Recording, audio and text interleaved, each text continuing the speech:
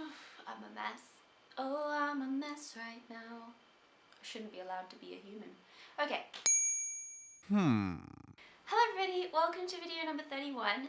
Now before I begin, let me just say I didn't feel like putting on makeup tonight and I'm just gonna clear this up right now. Sometimes I feel like putting makeup on my face, sometimes it's really fun, and sometimes I don't, and it just doesn't seem like a fun thing to do. I'm in my pajamas, by the way, also. So today I wanted to talk about books, and I felt like having just a little bit of a ramble about books and me and books. So let me start off by giving you guys like a brief, concise little history of the books that I normally read. Well, I guess let me start in the very beginning. It's a very good place to start. I need to calm down. So the first proper book I ever read was The Magic Faraway Tree by Enid Blyton. Since then, I've noticed that it's been reprinted, and they changed some of the characters' names because apparently Dick and Fanny weren't appropriate names for characters in a children's book. But nevertheless, I loved that book. I've actually read it so many times. I've even read it quite recently. And then from probably grade 3 all the way to the end of grade 7, I mostly read kind of mystery books and sometimes murder mysteries. The two main ones that I read were the Bobbsey Twins and Nancy Drew. And then when I got to grade 8, I started to kind of want to read different things, but I wasn't really sure what to read, and also kind of when you walk into the bookshops, there wasn't a lot of variety, and to be honest, it still kind of isn't.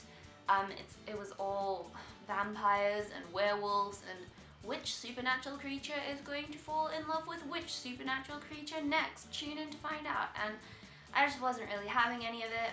I tried to get into more like fantasy type things, but it didn't really capture my attention that much. The Alex Rider series and there's a series called Traces, which I still really like. I'd love to get my hands on some more of them.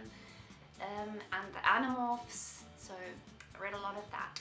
And it was only very, very, very recently that I found that there's actually more books out there to read than you would think, and there's more variety and more genres and more types of books than what you see in bookshops. But I'd say ever since I kind of got into this awful dry spot of not really knowing what to read, my favorite books have been Anne of Green Gables, which is also a series, but the first one was my favorite. Also The Diary of Anne Frank, which I have read 4 times probably, and I would read it again another 100 times. The Fault in Our Stars, obviously, because if you're not the type of person that likes to read like super literary deep stuff with symbolism and metaphors and stuff, you can read it on surface level and it's still a great story and it's still enjoyable to read. But if you're the type of person who likes to look into things really deeply, then there's that opportunity as well. I just think it's so well written that way. Now I'm just going to tell you a bit about the books that I have read in the last little while. They've been so good, so let's just go. The first book that I'm going to talk about then is called One Man Guy, and it's by Michael Barakiva, I think. It is like the fluffiest of fan fictions in novel form, and it will give you so many feels. But I also think it deals with a lot of pretty important issues.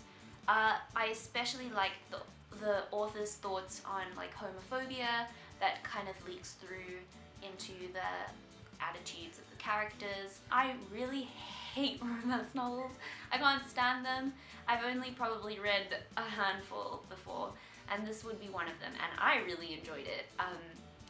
So I don't know, do with that information what you will. The next book I'm going to talk about is called The Boyfriend List, and it is part of a series, I think, called the Ruby Oliver series. It is kind of a heavy read. It deals with a lot of kind of hectic stuff.